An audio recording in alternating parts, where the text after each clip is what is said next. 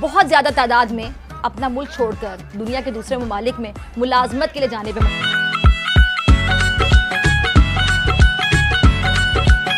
Hello दोस्तों, सत श्री अकाल, नमस्ते, अस्सलाम वालेकुम, वेलकम बैक। तो कैसे हैं आप? आई होप आप सब ठीक ठाक होंगे। तो आप ये बात जानकर बहुत हैरान हो गए, या फिर आपको तो जैसे मालूम ही है कि 7.5 लाख जो है पाकिस्तानी जो है पाकिस्तान को छोड़ गए हैं। किस वजह से छोड़ गए हैं कि पाकिस्तान में ना तो जॉब है, ना फिर उनको लिए कोई बिजनेस है करने के लिए। तो यहाँ पर मतलब कि जो करप्ट गवर्नमेंट की वजह से पाकिस्तान की इकोनॉमी भी तबाह हो चुकी है। तो सब कुछ तो पाकिस्तान मतलब कि एक बैंक करप्ट के जो दहाने के ऊपर पहुंच चुका है। और देखते हैं मजीद इस वीडियो में कि वो 7.5 लाख पाकिस्तानी क्यों पाकिस्तान को छोड़कर चले गए हैं। तो स्टार्ट करते हैं। उससे पहले चैनल कर ले सब्सक्राइब, बेल आइकन प्रेस कर ले ताकि मजीद ऐसी और भी वीडियो देखने को मिलती रहे। तो चलिए स्टार्ट करते हैं। इंशाल्लाह पाकिस्तान दिवालिया नहीं होगा कि जी मुल्क दिवालिया ऑलमोस्ट हो चुका है। अच्छा, अब सिर्फ ऐलान होना बाकी है। डिफॉल्ट हो चुका है, सिर्फ ऐलान होना बाकी है। अरे कल फंस गया मुंह में। नहीं।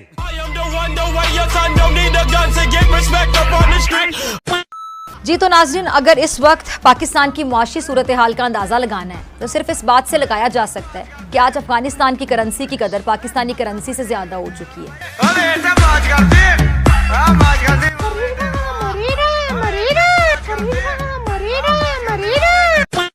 इस वक्त पाकिस्तान के टैलेंटेड नौजवान, ठीक है, जिनमें डॉक्टर्स, इंजीनियर्स, IT एक्सपर्ट्स, ठीक है, समझ गया, और दीगर शोबाजात के माहिरीन बहुत ज्यादा तादाद में अपना मुल्क छोड़कर दुनिया के दूसरे ममालिक में मुलाजमत के लिए जाने पे मजबूर हो गए हैं। समझ गया। और मुल्क का कीमती सरमाया दुनिया इस्तेमाल कर रही है, हमसे नहीं हुआ इस्तेमाल। लानत है तुम लोग पे, लानत। हमारे मुल्क से हमारे मुल्क का जो टैलेंट इस्तेमाल नहीं हुआ। अफसोस ही किया जा सकता है ना इस बात पे कि क्यों जा रहे हैं यहाँ से वहाँ बेचारे रोजगार ढूंढने के लिए, और दुनिया उनके टैलेंट को इस्तेमाल कर रही है और हुकूमत उनके लिए कुछ नहीं कर पा रही। आपने सबसे पहले घबराना नहीं है।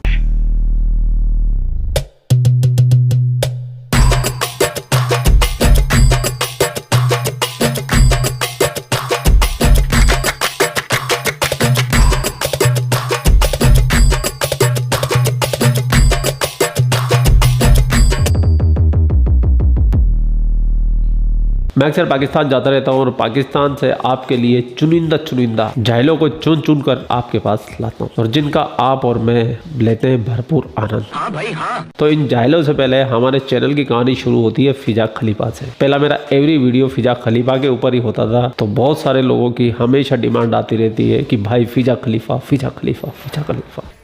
तो आज आपकी सेवा में फिजा खलीफा हाजिर है।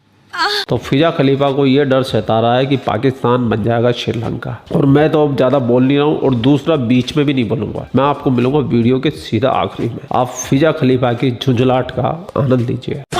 ये लोग क्यों मायूस हैं, और कौन है जो पाकिस्तान को श्रीलंका बनाने की ख्वाहिश रखता है, और कौन इसके लिए ग्राउंड बना रहा है? पता नहीं। क्योंकि जब हम ये देखते हैं कि मुल्क में महंगाई है और ये महंगाई हुकूमत और निजामिया के काबू में ही नहीं आ रही, तो हमें अवाम से ज्यादा हुकूमत मायूस और बेबस नजर आ रही है। वज़ीर आज़म साहब, जब मुल्क के काबिल, बासलाहियत, हुनरमंद, मेहनतकश लोग बेरोजगारी का सामना करते हैं, और इन मेहनतकशों, हुनरमंदों, काबिल और बासलाहियत लोगों को हुकूमत के पास देने के लिए रोजगार नहीं होता, तो हमें हुकूमत मायूस और बेबस नजर आती है।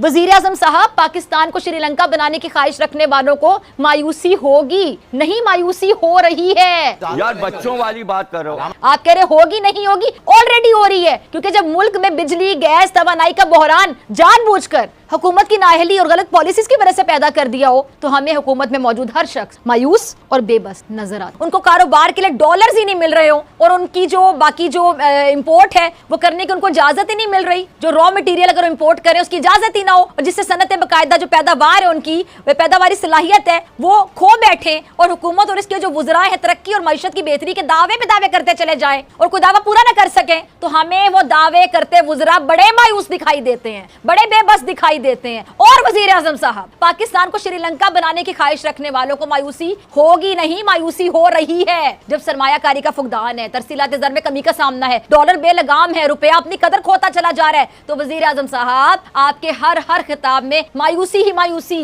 बेबसी ही बेबसी और नाउमीदी ही नाउमीदी नजर आती है। इस वक्त पाकिस्तान के टैलेंटेड नौजवान, जिनमें डॉक्टर्स, इंजीनियर्स, IT एक्सपर्ट्स और दीगर शोबाजात के माहिरीन बहुत ज्यादा तादाद में अपना मुल्क छोड़कर दुनिया के दूसरे ममालिक में मुलाजमत के लिए जाने पे मजबूर हो गए और मुल्क का कीमती सरमाया दुनिया इस्तेमाल कर रही है। हमसे नहीं हुआ इस्तेमाल, हमारे मुल्क से हमारे मुल्क का जो टैलेंट इस्तेमाल नहीं हुआ। अफसोस ही किया जा सकता है ना इस बात पे कि क्यों जा रहे हैं यहाँ से वहां बेचारे रोजगार ढूंढने के लिए और दुनिया उनके टैलेंट को इस्तेमाल कर रही है और हुकूमत उनके लिए कुछ नहीं कर पा रही। और हुकूमत ये जो हमें मायूस नजर आ रही है, बेबस नजर आ रही है हर जगह पर। वजीर आजम शहबाज शरीफ साहब, पाकिस्तान ज़राई मुल्क है मगर इसके बावजूद किसानों को शदीद माली मुश्किलात का सामना। किसानों को जब उनकी फसल की सही कीमत नहीं मिल पाती, फसल की काश्त पर मुनासिब मुनाफा नहीं मिल पाता और फसल होने के लिए किसान जो है किसान यूरिया जो ज़राई अद्वियात इस्तेमाल करने की सख्त ही नहीं रखते बेचारे और वो पैदावार हासिल नहीं कर पाते जो पैदावार की जा सकती है, जिससे मुल्क की जरूरत पूरी नहीं हो पाती और फिर हमारा जो ज़राई मुल्क है वो आटा, गंदुम, चावल, दालें और दीगर जो जनास है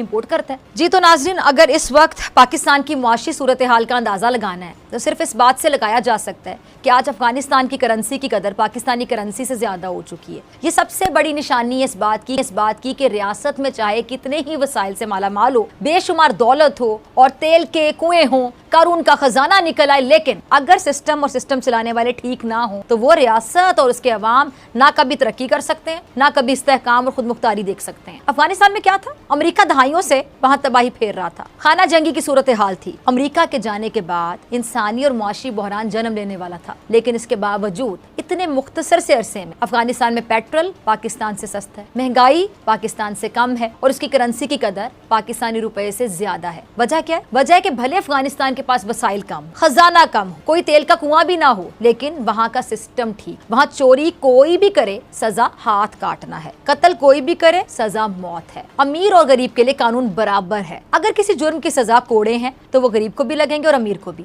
अफगानिस्तान में सिस्टम और सिस्टम चलाने वाले ठीक हैं, लेकिन पाकिस्तान जो कि दुनिया की वाहिद इस्लामी एटमी रियासत है, जिसके पास कुदरती वसाइल भी हैं, जिसकी 60% आबादी नौजवानों पर मुश्तमिल है, लेकिन इसके बावजूद पाकिस्तान दिवालिये के करीब है। पाकिस्तान की हालत ये है कि दवाओं के जो बड़े बहरान है उसका खदशा है, अद्वियात तक का, और हुकूमत के पास सिफारत खानों को देने के लिए पैसे तक नहीं है। और इस महीने तमाम सरकारी मुलाजिमीन की तनख्वाहें रोक ली गई। फंड्स की कमी के बायस तरक्याती स्कीमें भी बंद कर दी गई हैं। और तो और अब आप ये देखें कि जो हमारे मुल्की हालात हैं वो यहाँ तक पहुँच गए हैं कि आपको अलल ऐलान कुछ लोग टीवी पर आकर ही बताते हुए दिखाई देंगे, सुनाई देंगे कि जी मुल्क दिवालिया ऑलमोस्ट हो चुका है, अब सिर्फ ऐलान होना बाकी है, डिफॉल्ट हो चुका है, सिर्फ ऐलान होना बाकी है।